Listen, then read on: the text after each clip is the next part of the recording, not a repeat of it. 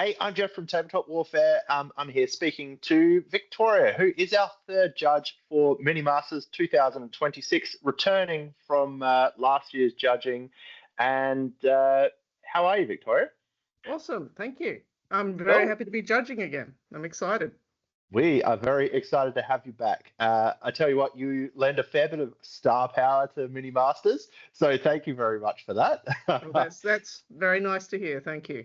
Yeah, our last video together got a lot of views, Okay. so I think there was a fair few people that were quite interested in what you had to say. So thanks again for sitting down with me. No worries. Cool. So last year we had 175 entries. There was a fair bit for you guys to go Yeah, through. that's massive for Adelaide. Yeah, It was such a good show. Like it just, the standard was so good. There was such a variety of styles and miniatures. There were miniatures there. I had no idea what they were or where they came from. Because now there's this such a huge variation on what people are printing and buying, and so mm, it was just wonderful. Really enjoyed it. yeah, I did too. It was such a great 2 days, and Mm. you guys kind of came in on Sunday to do the judging, and that took I don't know 3, 4, 5 hours to do the Yeah, judging. We had that many it's entries. pretty intense. Yeah, Yeah, you're a bit cross-eyed by the end of it for sure. yeah. I like the And technique of your judging though. I was sitting back and really observing what you were doing, and you're sort of taking a batch of models and then sort of working out where the metal placings were, and then as you got closer and closer to that, I guess that gold medal, you were really the discussion got a lot deeper, and you guys really had yeah, to start analyzing as a judging team, analyzing, what you did and didn't like about which mm. particular model you were looking at. So I found Yeah. that Well, fascinating. it's especially great having a team, Mm, because having just, say 6 eyes instead of 2 eyes, it just makes a big difference, because they might point out something that you missed, or they might see something that you missed. And I mean, I've just come off ArcCon in Melbourne this weekend, where I judged the Arc Open, and there were three of us, and it was great because you would there were some disagreements, which is fine. But then you'd yeah. have to make your case to the other judges. This Yep. this should be a gold because. So that was it. It was great, and you've got the same system with mini masters, and it works great. And last year was it's funny because one of the judges last year was really harsh, Yep. like really really hard, and the other two were not so hard. So it was kind of getting that balance. So yeah, it was really fun. Yeah. Totally. Um, Mm. what was there anything that really surprised you about last year? Well, the volume, absolutely. Like the amount, and yeah, as I mentioned, like just the variety, the pure variety of models. I mean, like the thing that won, the frog, I Yeah. never seen that before. I don't know Yeah. what, I don't know if it's from a game system or what it was, but it was a beautiful piece, and it really stood out. So it actually wasn't that hard to pick a best in show. Yeah. Um, but who knows? This year it might be. I mean, you just never know. Yeah.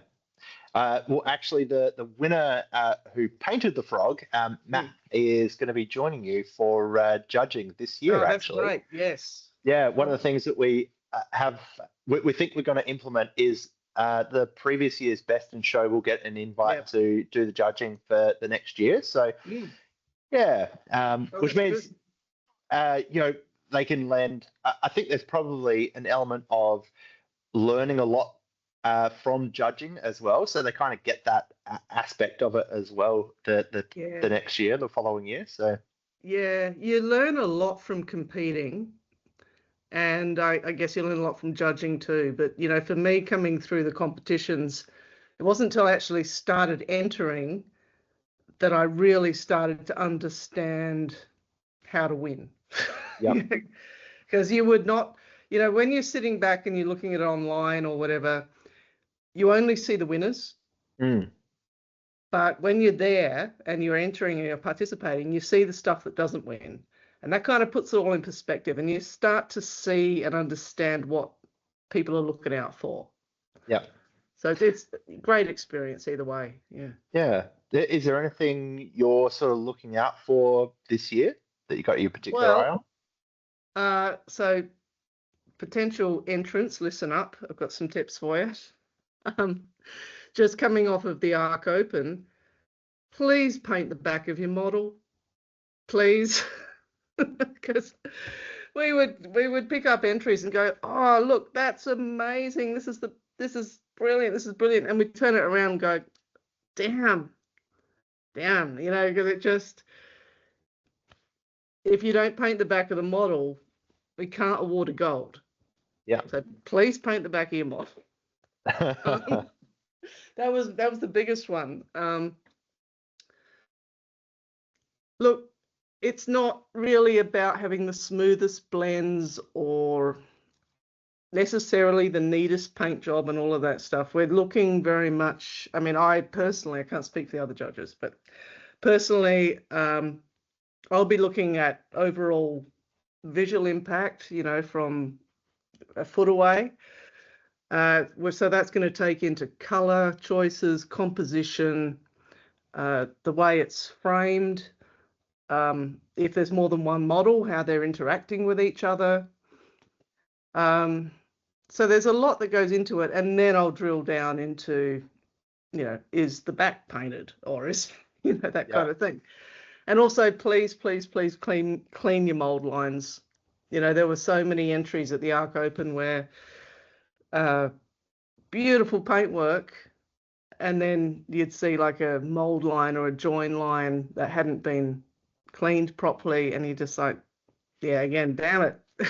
Yeah, such a pity. Yeah, but it was wonderful, super inspiring work, and I'm really looking forward to the Adelaide competition, because honestly, the Adelaide stuff, it's up there. It's right up there with what I saw over the weekend. Fantastic. Yeah. One of the things I recall you talking about quite a bit last year was this model looks too dark. Can you maybe explain that a little bit as well for the Actually, we had that issue on the weekend as well, as there were, and again, it's maybe a personal taste thing, but there were some models that the style was very, very dark. And I'm not going to mark it down necessarily for that, because, it's a personal decision.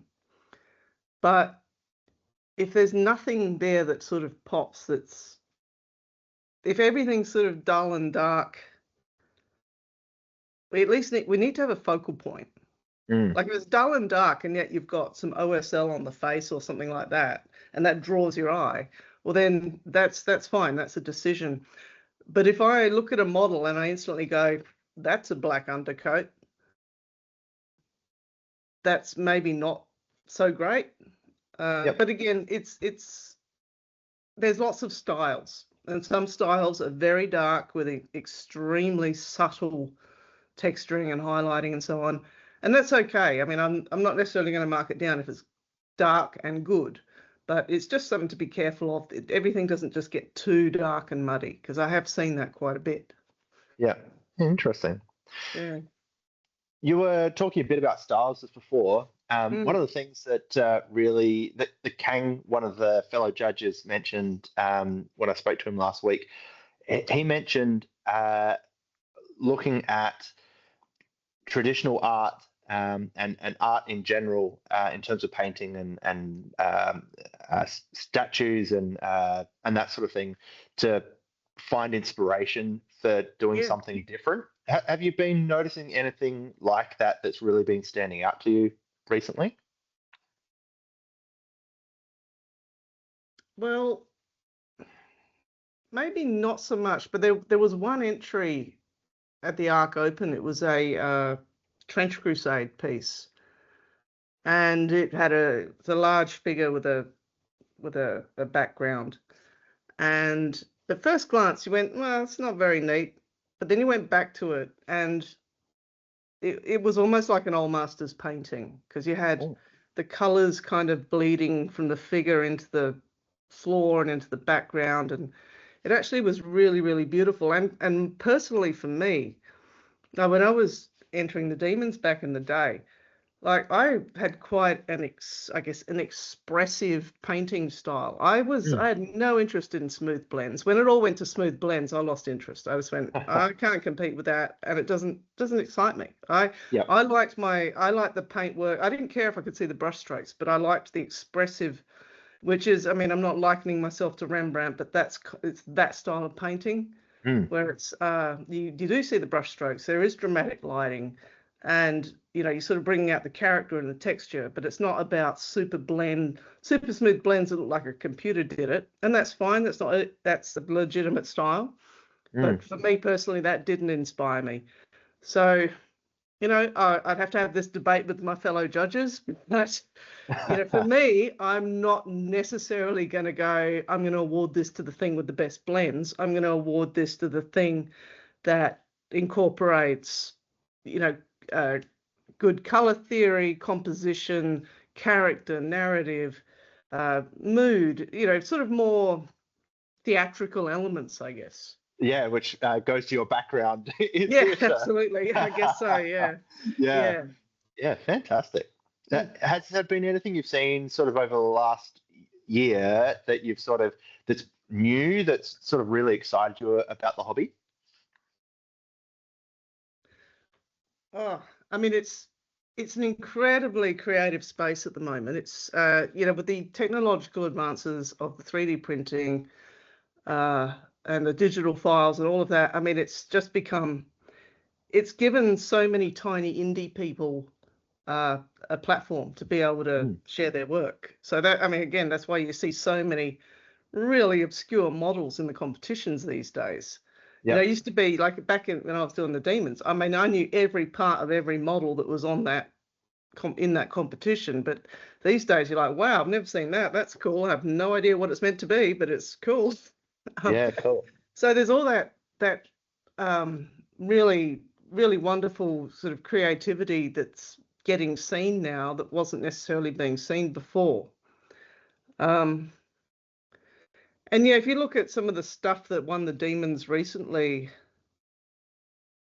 like for me, composition wins. Like last year, there was the extraordinary piece with the reflection in the Oh, water. the reflection's so beautiful. I mean, to me, that was just like that's perfection because it's sort of Yeah. got it's got a gimmick that I'd never seen done before. It told a story. It's just perfection. Um, this year in the Demons, the one piece that stood out for me was the mounted hero with the black on with the black ocean kind of crashing up against it, and that just compositionally was masterful. So that was the one that really got my attention. It didn't win the sword, but it was. I thought that was amazing. So yeah, look, there's so much going on everywhere you look. I mean, there's kind of something for everyone at the moment. It's amazing. Yeah. Hey, you do this. You keep a pretty good eye on uh, the industry in general and whatnot. Do you find that there's like regional differences that people from Australia could look at that could really, I guess, boost what we do in Australia? I've never Um, thought of it before, so I thought it might be an interesting question. yeah, there's always been a bit of a line between, I guess, what they would call American style and European style. Hmm. The Europeans kind of take everything to an insane level of technical brilliance. Whereas the American style is probably more very, very like taking a gaming style and taking it to sort of taking it to 11. Like it's it's interesting. If you watch painters like Squidmar and Lucas, and they'll have a very different approach to some of your American painters. Hmm. But all the same, and you see a mix of these styles at these competitions in Australia, and it's really exciting to see um, just the variations that people are doing. I don't think I'd say there's a particularly Australian style. Yep. as such. I mean, it's really hard to pin it down. I mean, there's people in America painting like Europeans. There's people Mm. in Europe painting like Australians. It's all over the place. And because of the internet now, it's very Yeah. generalized. Like back pre-internet days, the European Golden Demon entries, when they would run separate contests, looked very different to the American Golden Demon entries. It was quite bizarre. The Europeans would almost come from more of a military figurine painting technique, sort of like you'd see in Euro Militaire or some of those sort of European shows. So yeah, look, there are so many styles, but it's become far more mixed and variable now because everyone's got access to everything. You can paint whatever style you want. You're going to have access to people teaching that, tutorials, whatever. So it's become more generalized, I guess. Yeah. That's so interesting. Yeah. Mm. I thought that'd be an interesting question to explore. It's a tough one, but yeah, look, there's just yes, look, back in the day, back in the olden days, it was more easy to pick different styles from different places, but Mm. these days, yeah, people have got access to everything, so anything goes. Yeah.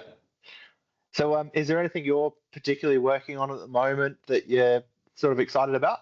Yeah, I got another Kickstarter coming up soon. Cool. Yeah, as soon as I can get it launched. But we're nearly there. We're nearly there. It's called Grimdark Empire. We just come off doing the 2 Space Aussies ones, which were awesome, and thank you everyone who supported that. Grimdark Empire is going back to some regiments that were my first love, particularly the Pith Helmet chaps and chapettes. We're also going to throw in some, let me say, blue uniforms with caps into that. So they're fully modular. We're taking a whole new approach. The pieces, you can literally push them together. They're all like plug and fit. And so I can actually assemble a whole squad without glue. Wow. So you can see how it looks and then, glue it together if you want to. So I'm sort of taking an inspiration from Lego into how these miniatures go together. So that's going to be the next big thing. Just a little tip too. I sat down with Thomas Piran from Trench Crusade and Mordheim fame on the weekend, and there could be something trenchy happening at some point. Oh, very cool. Yeah. Yeah, awesome. Nothing you can share at this point, though. Look, it's only in the talking stage at this point, but Yep. I'm pretty excited about what might happen there. Yeah, cool. Yeah. Oh, cool. I can Yeah. see you've got some really cool looking statues just behind your head there. What are they? These would be golden demons. Oh, very cool. Look at that. Yeah. There's 13 of those, I believe. Yeah, beautiful. Yeah. That's cool. So they just sit there. That's what you're meant to do, isn't it? You put your trophies behind you on the calls. That's kind of the thing. Gotcha. Yeah. Something like that. Yeah. I don't have any Oscars or BAFTAs, so I've got to put the demons up there. No, it's totally appropriate. I love your workshop. It looks like something that really gets used very often. Yeah, it's you can tell a lot about a person. Yeah, I actually cleaned it up yesterday, so okay. You were lucky. Yeah, well, thank you. I actually run out of bench space, so I got to clean up. Oh, yeah. Those golden demons got to find a space somewhere, don't they? That's right. Yeah. No, it's all good. Yeah. No, I just work from home. It's a spare room in the house, so it's easy. Yeah. Yeah, perfect. Mm. So, June 6th and 7th. So we're getting pretty close. Anything that any advice or any hints for anyone that's about to enter in the next couple of weeks? Just have a go. If you're on the fence, if you've got some models and you're not sure, just have a go. You got nothing to lose. It's great experience. And look, if you win something, great. If you don't, that's okay. You've had a good time. You've seen some good models. You've met some other painters. And you can always come to us for feedback as well. I mean, when I'm judging, I'm always thinking, okay, if the painter says to me, why did this get a bronze and not a silver? I have to be able to answer that question. So Yep. very happy to chat to people. But yeah, look, bring your models, put them in there. Just, you never know. You'll learn something. It's just a lot of fun. Yeah, fantastic. Cool. Anything else you want to shout out before we wrap everything up? No, we're all good. Yeah, look, please jump on Kickstarter, follow Grimdark Empire. We'll be launching it really soon. But other than that, no, I look forward to the show and meeting people. Really? All right. Thanks so much for jumping on again, Vic, and looking forward to seeing you in a month or so. I'll see you soon.